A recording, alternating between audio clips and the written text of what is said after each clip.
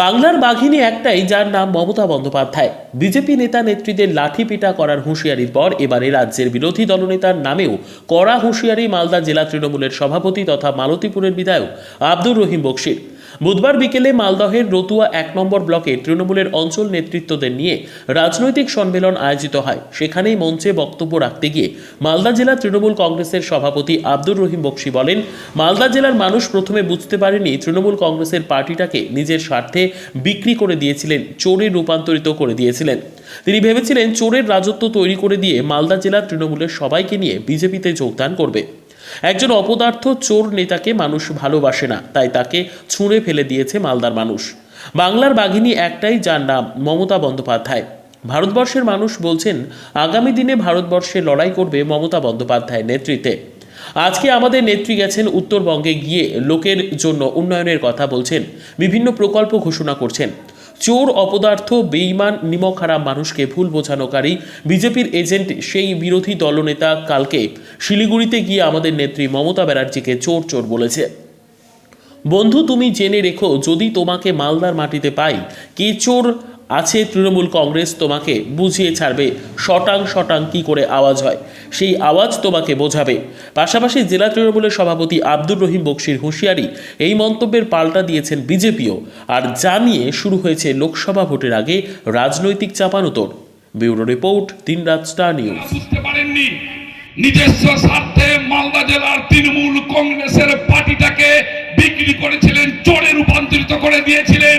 গোটা মালদা জেলা মানুষ প্রথমে বুঝতে পারেননি। তিনি ভেবেছিলেন এই চোরের একটা রাজত্ব তৈরি করে দিয়ে মালদা জেলার বুকে তাদের সবাইকে নিয়ে বিজেপিতে পালিয়ে যাব, তৃণমূল কংগ্রেসটাকে খতম। একজন অপদার্থ চোর নেতাকে মানুষ ভালোবাসেন না, তাই তাকে ছুঁড়ে ফেলে দিয়েছেন মালদার মানুষ। তিনি গতকালকে আমাদের প্রিয় নেত্রী, ভারতবর্ষে একটাই, তার নাম মমতা ব্যানার্জি। বাংলার বাঘিনী ভারতবর্ষে একটাই, মমতা ব্যানার্জি। ভারতবর্ষের সর্বস্তরের মানুষ বলছেন যে ভারতবর্ষ আগামী দিনে লড়াই করবে মমতা ব্যানার্জির নেতৃত্বে। তিনি গেছেন উত্তরবঙ্গে, প্রতিবারই চান, প্রতি বছর সেখানে গিয়ে সভা করেন, সেখানে গিয়ে লোকের জন্য উন্নয়নের কথা বলেন, বিভিন্ন প্রকল্প ঘোষণা করেন। চোর, অপদার্থ, বেঈমান, নিমকহারাম, মানুষকে ভুল বোঝানোকারী, ফ্যাসিবাদী সরকারের শক্তি সৃষ্টিকারী এজেন্ট বিজেপির সেই বিরোধী দলনেতা কালকে শিলিগুড়িতে গিয়ে মমতা ব্যানার্জিকে চোর চোর চোর বলেছে। বন্ধু, তুমি জেনে রাখো, যদি তোমাকে মালদার মাটিতে পাই, তাহলে কে চোর আছে তৃণমূল কংগ্রেস মালদা জেলার তোমাকে বুঝিয়ে ছাড়বে। যে শটাং শটাং কি করে আওয়াজ হয়, সে আওয়াজ তোমাকে বুঝাবে। সেই মালদার নেই। তাই যে মানুষগুলো ভুল বুঝে সেই পড়েছিলেন বা পড়ে আছেন, সেই খপ্পর থেকে বের করে নিয়ে এসে মমতা ব্যানার্জির মূল স্রোতে রাখার জন্য এই ধরনের কনভেনশন গুলো অনুষ্ঠিত হচ্ছে। কর্মীদের, বুথ সভাপতিদের এই দায়িত্ব নিতে হবে। আমি আশা রাখবো রতুয়া লড়াইয়ের মাটি। মঞ্চ নাকি মঞ্চের সামনে আপনাদের কর্মীদের অভাব, কি বলবেন বিষয় নিয়ে? কর্মীদের অভাব তো ছিল না, আমরা সে কথা বলিনি। তারা বলছে যে বাইরে ঘুরে বেড়াচ্ছেন, এখানে সহজ চলছে, বাইরে থেকে না শুনে ভিতরে আসেন, এটা বলা হয়েছে। আপনারা এখনো দেখবেন মাঠ ভর্তি লোক আছে, বাইরে ভিতরে লোকারণ্য আছে। তৃণমূল কংগ্রেসে কোনোদিন মাঠ ফাঁকা হয়, চেয়ার ফাঁকা হয়? কি উদ্দেশ্য নিয়ে আজকের এই সম্মেলন? এটা আমাদের দলীয় সংগঠনকে শক্তিশালী করতে, সমস্ত শাখা সংগঠনকে একত্রিত করতে, যাতে করে আগামী দিনে 2024-এ যে লড়াই আছে সেটা আরও বেশি শক্তিশালী করতে পারি আমরা। সেই উদ্দেশ্যে হচ্ছে, আরেকটা উদ্দেশ্য হচ্ছে যে এখানে যে বিরোধী নেতা আছে এখন পশ্চিমবঙ্গে, সেই বিরোধী নেতা এখানে ওখানে একে ওকে চোর বেলে বেড়াচ্ছে। অথচ আমরা লক্ষ্য করে দেখেছি 2021-এর আগে তিনি গোটা মালদা জেলাটাকে বিক্রি করে দিয়েছিলেন কিছু দালালদের হাতে, কিছু চোরের হাতে, এবং নিজেও চোরে রূপান্তরিত হয়েছিলেন।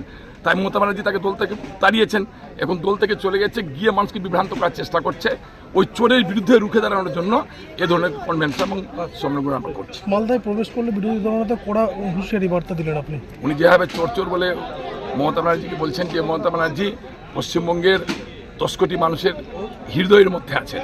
যে মমতা ব্যানার্জি দাঁড়িয়ে গেলে মানুষ চোখে জল ফেলে মমতা ব্যানার্জিকে দেখে, মমতা ব্যানার্জির কাছে তাদের বক্তব্য নিয়ে যায়। সে মমতা ব্যানার্জিকে এরকম একটা অপদার্থ, অকর্মণ্য, যারা মানুষের কাজ করতে পারে না, যারা চোর, তারা তাকে চোর বলে গাল দিচ্ছেন। ফলে আমরা বলেছি মালদায় পেলে আমরা তার প্রতিশোধ গ্রহণ করব।